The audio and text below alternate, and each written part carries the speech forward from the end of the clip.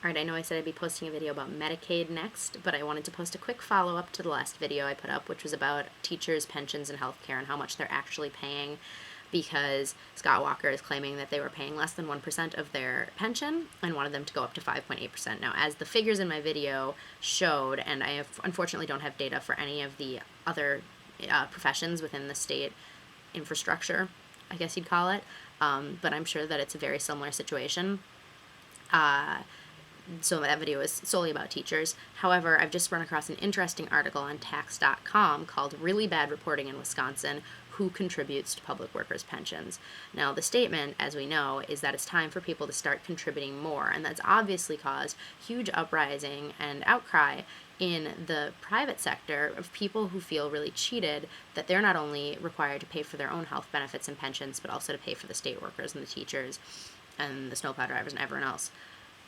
According to this article, Scott Walker's statement is false, completely and utterly false.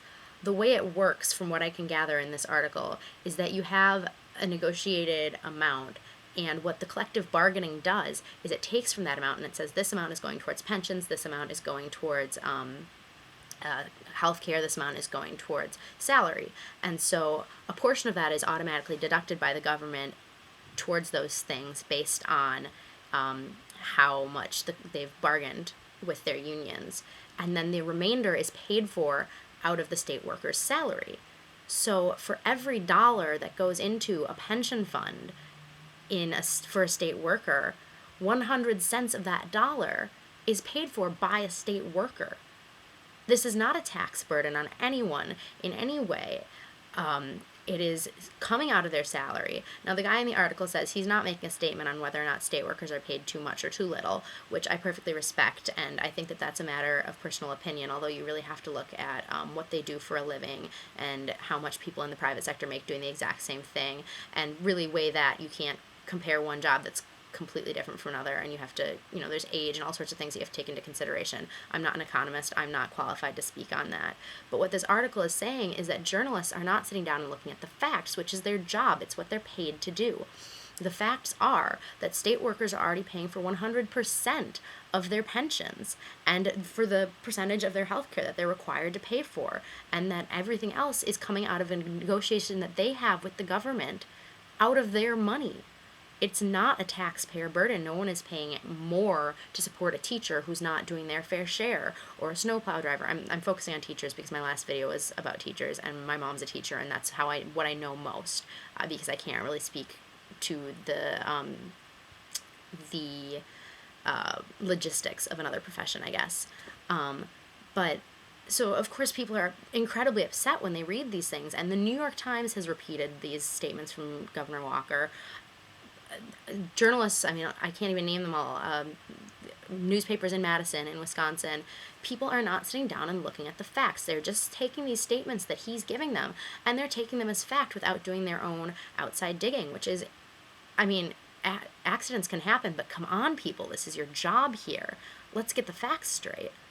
And you don't need to tell me that this is a difficult economic climate. I know people are incredibly upset, and there's already people who are losing their jobs. The state workers, I've been talking to people who are afraid that they will lose their house if this bill goes through. This is hitting really close to home, and it's a lot of people who don't necessarily have the money to spare. So what is essentially happening here is he's claiming that he is asking for people to contribute more towards their pension and things like that, which they're already paying 100% of. So what he's really asking them to contribute to is to pay out of their pocket, out of their salary, to fix this debt, instead of sitting down and trying to negotiate something, a way out of debt and a way to fix the deficit that is not putting the burden on the public workers' shoulders.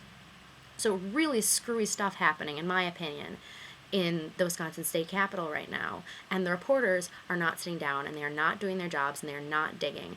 I can link you to the article in the information tab for that tax.com published.